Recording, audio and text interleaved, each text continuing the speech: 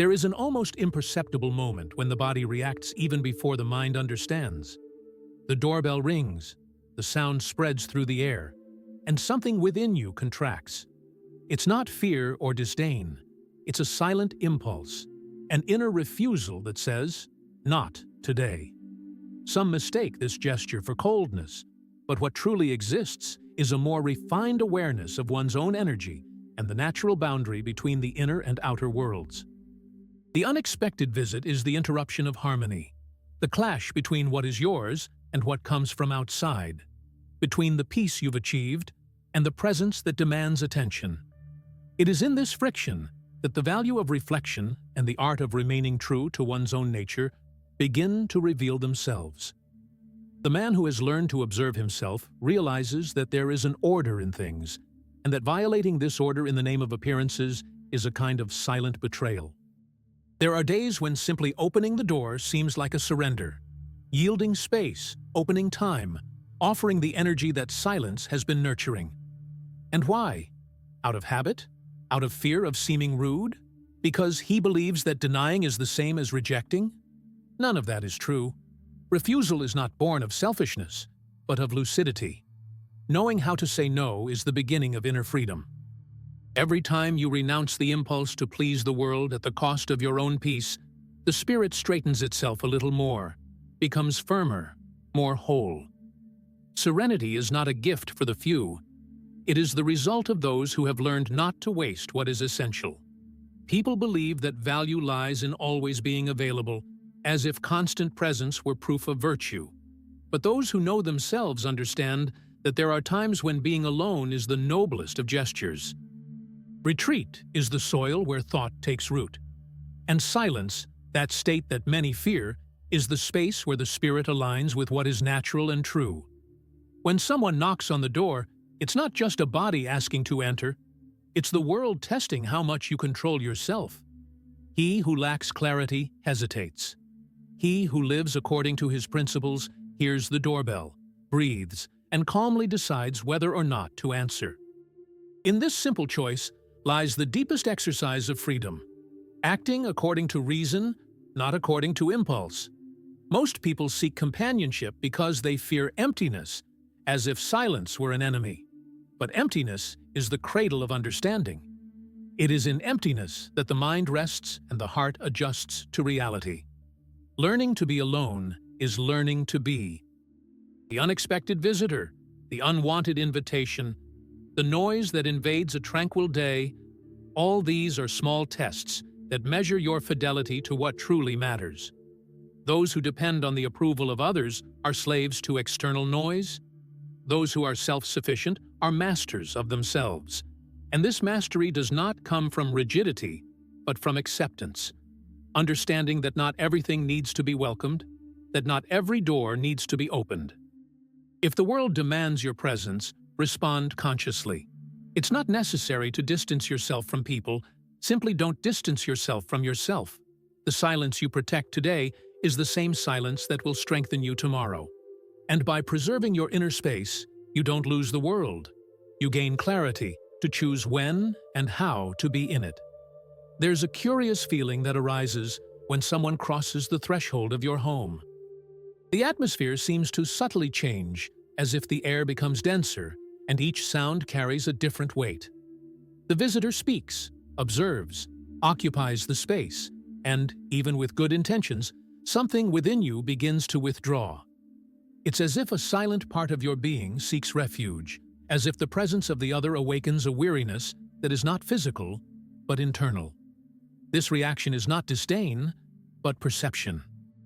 It is the body and mind saying that there are times when coexistence becomes an effort, and that serenity calls for a return to the essential. Observe yourself during these moments. As the conversation stretches on and time seems to slow down, the thought arises, why do I feel this way? The truth is that human beings have become accustomed to measuring their kindness by their willingness to yield. We open doors, smiles, and schedules, even when our hearts plead for silence. We do this because we have been taught to believe that value lies in pleasing, that refusal is being cold, that isolation is weakness. But nature doesn't act that way. The river doesn't change its course to satisfy the haste of those who observe it, nor does the sun hasten its rising because of human anxiety. Everything follows its own rhythm, and there is wisdom in respecting it. On certain afternoons, you might feel like turning off your phone, closing the curtains, and simply existing in silence. It's in that moment that the modern world calls boredom, which is actually the soul reorganizing itself. Silence is not absence. It's the purest presence. It's the moment when you stop reacting and begin to exist fully. And when someone tries to occupy that space, discomfort arises as a natural defense, the instinct to preserve inner territory. There's nothing wrong with that. Just as the body protects the skin from a wound, the spirit protects the mind from excessive stimuli. Imagine a typical day. Work consumes your energy, the streets demand your attention, the voices and images of the city compete for every fraction of your focus. When you finally return home, all you desire is rest for your mind. But then a visitor arrives, bringing the weight of the outside world, stories, laughter, expectations. You welcome them out of kindness, but feel the exhaustion slowly spreading. The body remains, but the mind has already departed. This is the sign that the spirit is asking for rest, and ignoring it is like denying water to thirst. Some say that being constantly surrounded by people is a sign of joy, but there is also a silent joy, the kind that is born when the world ceases and you hear only your own breathing. It is in that instant that consciousness sharpens and the gaze returns to see things as they are. Learning to recognize the moment to withdraw is an act of maturity. It's not about rejecting others, but about not abandoning yourself for their sake. The world admires those who expose themselves, but rarely understands the strength of those who choose silence. Each time you respect the impulse to be alone, a fragment of the confusion dissolves. The mind clears, the heart slows, and life reveals itself to be simpler than it seemed. What was once bothersome transforms into understanding. The discomfort wasn't the visitor, it was the excess. True balance arises when you understand that limits are not weakness. They are the boundaries that preserve what is essential. There comes a point when silence ceases to be a refuge and becomes a revelation. It's when the sound of your own breath becomes clear, when time seems to slow down, and each thought emerges sharp as if from a higher place. In this state, you realize that most of life's noise comes from within, not from without. The voices of the world only awaken what was already dormant: the restlessness, the fear, the desire to be accepted. When the house is empty and the body rests, what remains is the echo of one's own intentions. And it is there that true self-observation begins. The discomfort with the visitor is not just about the presence of the other, but about encountering what you try to hide from yourself.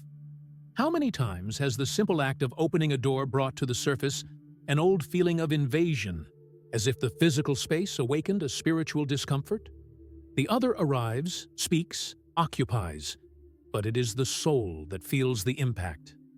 It's as if each visit reminds us how vulnerable we still are to the gaze of others, how much we depend on external harmony to maintain our inner harmony. What if this discomfort is, in fact, a mirror? What if it's trying to show that peace doesn't depend on the absence of the other, but on self-mastery amidst the other? This idea seems paradoxical, but it is precisely in conflict that consciousness expands. Discomfort is a disguised teacher, an invitation to inner discipline. There are days when the visitor isn't a person, but a thought. It arrives unannounced, bringing old memories, provoking reactions, and stealing serenity. You try to ignore it, but it settles in, and it is at that moment that reason needs to act. It's not about repressing, but about understanding. Ask yourself, what does this thought want to teach me? What is the origin of this disturbance? Everything that man resists dominates him. Everything he observes dissolves. Discomfort with others and discomfort with oneself are born from the same place: the inability to accept what is. Acceptance, however, is not passivity. It is clarity. It is looking at reality as it is and deciding what depends on you and what belongs to the flow of things. Have you ever noticed how the presence of certain people changes the atmosphere around you? Some arrive and bring lightness. Others seem to weigh down the environment. The difference isn't in them, but in you. What they awaken is a reflection of your own tensions. Those who understand this stop reacting and begin to discern. Each discomfort is an opportunity to observe what still needs to be tamed within oneself. And when this perception becomes constant, the world ceases to be a sequence of shocks and becomes a continuous exercise in alignment. What was once an invasion becomes a test. What was once irritation transforms into a practice of inner mastery. There comes a moment when silence is no longer an escape, but a strength. It's the instant you understand that you don't need to hide from the world to maintain peace. You simply need to stay true to reason. Visitors may enter, noise may arise, chaos may surround you. None of this will shake you if you hold firmness within. The world will continue to test your limits, but a serene spirit doesn't depend on closed doors, but on well-guarded boundaries. True recollection is not isolation, but the freedom to remain whole even when everything around you is in motion. And then the question arises, how many times have you confused tranquility with the absence of movement, when in reality it has always been in the way you choose to respond? There's an old story about a man who lived in a small village by the sea. He was known for rarely receiving visitors. People called him arrogant, but those who observed him closely saw something else. He listened to the sound of the tides as if listening to a secret voice. Once, a traveler insisted on visiting him, curious about the reason for such isolation. When he arrived, he found him sitting before the ocean, motionless, with a serene gaze. The visitor asked why he preferred solitude, and the man replied, "Because it is in solitude that I discover what truly remains when everything else is gone." The traveler found the answer strange and left without understanding. Years later, he learned that the man had died and that the people of the village, in times of turmoil, still climbed the rock where he used to sit to find calm. What seemed like distance was, in fact, complete presence.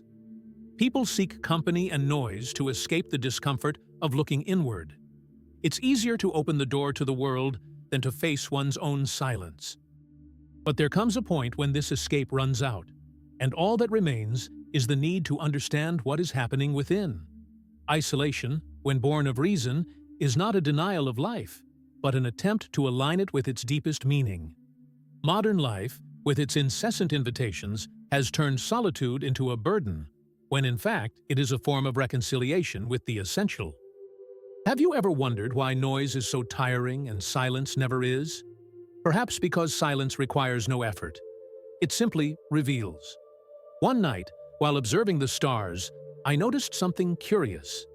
None of them compete for brightness. They all fulfill their function in absolute silence. And yet, they form a spectacle that guides navigators and consoles those who wander in darkness. The universe seems to teach that greatness needs no witnesses. It's a simple lesson, but one that man forgets when he constantly tries to prove his own worth.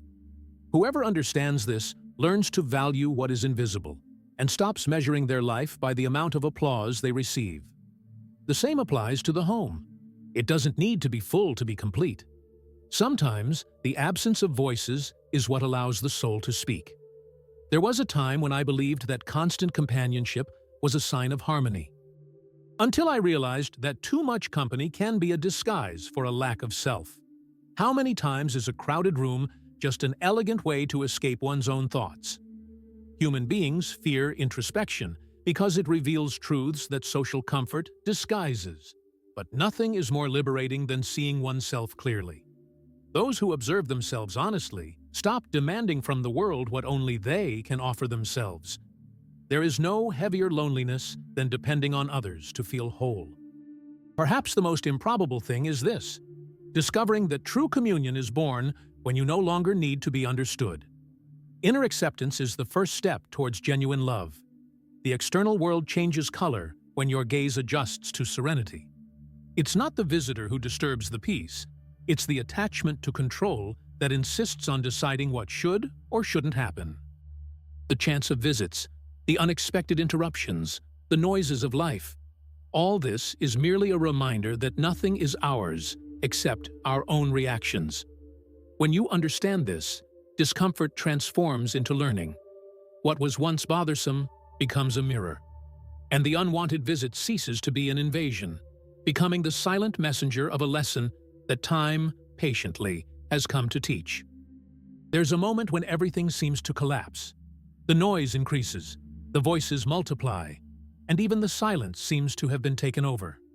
The visitor arrives unannounced, bringing a whirlwind of presence that fills every inch of the air. Outwardly, you maintain a smile, but inside, something shrinks. Your body becomes rigid, time stretches, and your mind begins to search for invisible escapes. It's as if every word spoken, every polite gesture, were a test of endurance. You realize then how easy it is to lose your balance when the world invades without asking permission. It is at this point that the tension reveals something essential. It is not the visitor who shakes you, but the weakness of your own anchor. While the other person speaks, your thoughts are divided between what is being said and what you feel. Discomfort grows, and along with it comes guilt. Why do I feel this way? Why can't I simply accept it? But there is something important in this question. It is the first step to understanding. Discomfort is not a flaw, it is a sign. It shows where the mind is still held hostage by circumstances. The one who observes their own discomfort without letting it dominate them begins to learn what true strength is. It is not a wall that isolates, but a center that remains stable even when everything around it moves. I once met a woman who lived surrounded by people. Her house was never empty. She laughed loudly, spoke loudly, and said that silence made her anxious. One day, she fell ill and had to stay in bed. At first, the absence of visitors consumed her, but as the days passed, something began to change. She started to hear sounds she had never noticed before. The wind hitting the windows, the sound of her own footsteps, the rhythm of her breathing. When she got better, she no longer wanted the old crowds. She said that, for the first time, she had heard her own soul. It's curious how, sometimes, you have to lose the world to discover what has always been inside. There are times when life forces us to stop. Sometimes, the unexpected visitor arrives, a mistake, a loss, a breakdown, that compels us to look at who we truly are when distractions end. The unexpected can be an unwelcome presence, but it can also be a teacher. It is in situations beyond our control that we test what we have learned about serenity. When everything is in order, it's easy to appear calm, but when life pushes, the depth of self-control is revealed. Have you ever felt this test? That moment when there seems to be no way out, but something inside you tells you to remain still. Just breathe and observe. That is the moment when the soul matures. True mastery lies not in avoiding chaos, but in remaining lucid within it. The world will continue to test your patience, challenge your limits, and touch what has not yet healed. But each test brings the chance to strengthen what previously unbalanced you.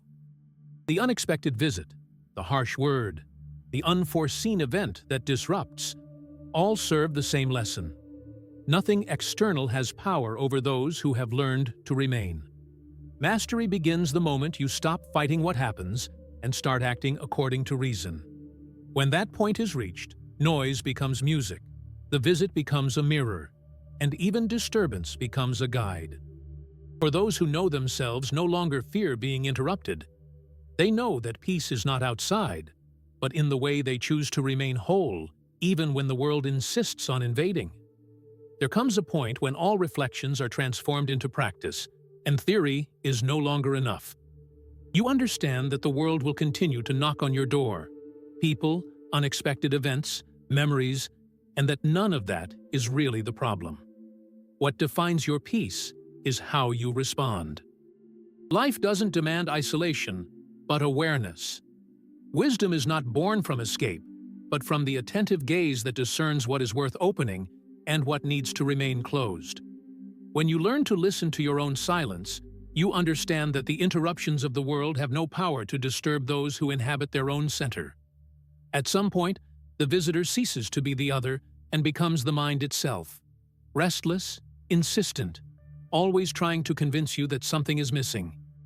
It is at this moment that the exercise becomes more difficult, to remain serene in the face of one's own thoughts.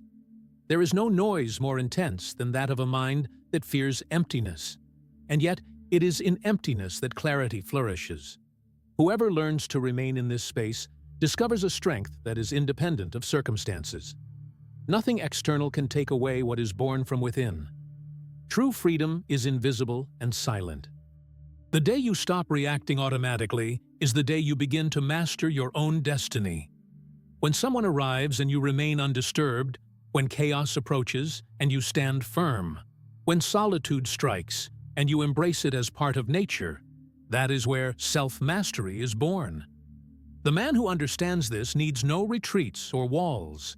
He carries refuge within his heart.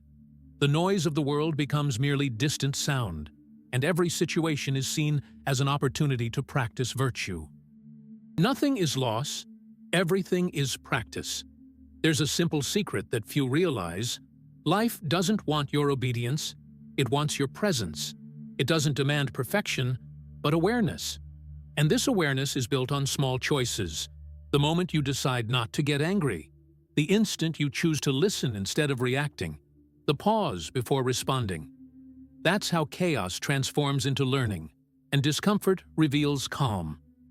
Each time you choose silence instead of impulse, balance instead of haste, discernment instead of guilt, your spirit is strengthened. There is no deeper transformation than this. Perhaps the greatest challenge is not finding peace, but sustaining it amidst the noise.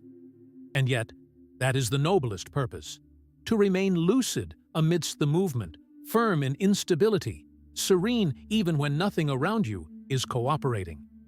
If you learn to do this, nothing and no one can take you off-center. True harmony is not lost because it is born from that which does not change. The world may turn, sounds may echo, people may come and go, and you will still remain whole, present, awake. If this thought resonated with you, share what you felt. Write, even anonymously, what you discovered about your own silence. And if this message touched you in any way, like this video, subscribe to the channel, and stay with us. Here, reflection doesn't end. It begins every time you choose to remain at peace, even when the world insists on knocking